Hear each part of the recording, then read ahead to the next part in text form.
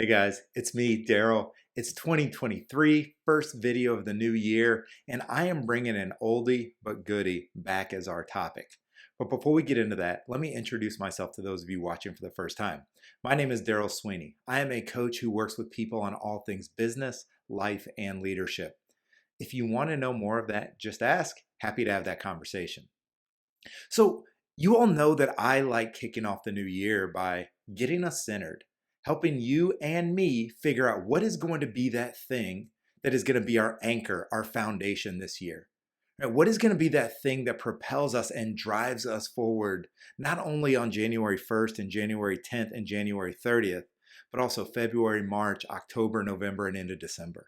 What is it going to be for you? And there's a lot of ways to figure this out.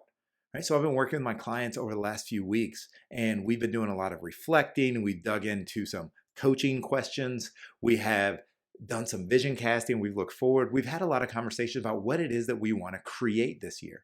And that's something that I challenged you guys in a previous video. I asked you, what is it that you want to create in 2023? Personally, professionally, both. Well, today I want to give you a tool to kind of help you find your anchor, find that thing, whatever it is for you.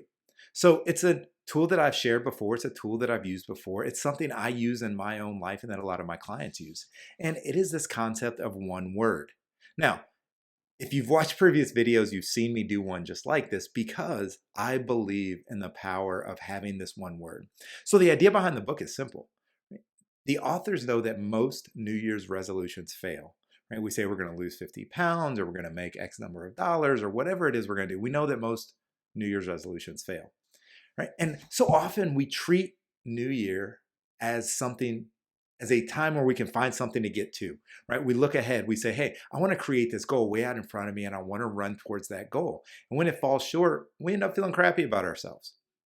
Well, you've heard me say before that I like to think of goals as a place to come from rather than get to. So what do I mean by that?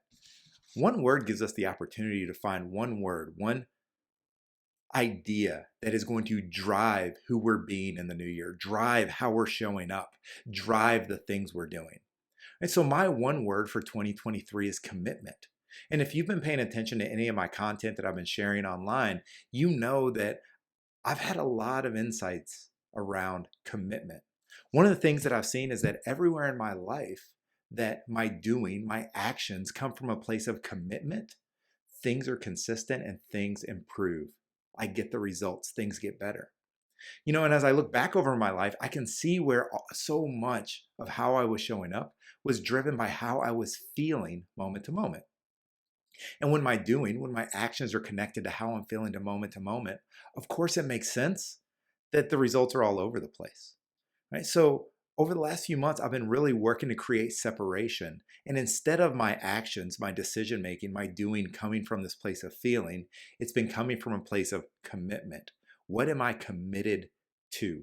Who am I committed to being and letting that drive how I'm showing up? So commitment is my one word for 2023. Some of you may have saw that I just started the 75 hard challenge yesterday. That is a mental toughness challenge, a physical challenge that requires me to be incredibly committed for 75 days straight, right? 2 workouts a day, no drinking, find a diet and stay on it, read a book every day. There are things that I'm going to have to do for 75 days straight.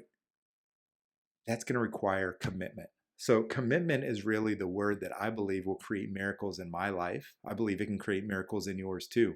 But I am all in on commitment this year. So if this is interesting to you, if you like the idea of having a foundation, having a place to come from, I highly recommend picking up the One Word book.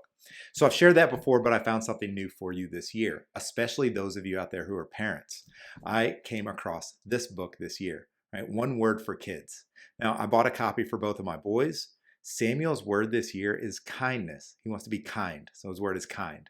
Noah's word this year is courage. I love it. We worked through this book. There's a great story in it, and it helps kids discover their one word. Samuel is kind. Noah is courage. I love that, and it's already been a foundation for the conversations of who they're being in school, who they're being with their friends, and who they're being with each other.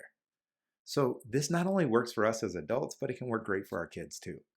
So get out there, find your anchor, right? Don't be that thing just floating in the wind, right? Don't be so connected to how you feel or what's going on at any given moment.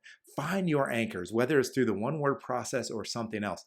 Find and decide who you're going to be in 2023 and then show up as that person.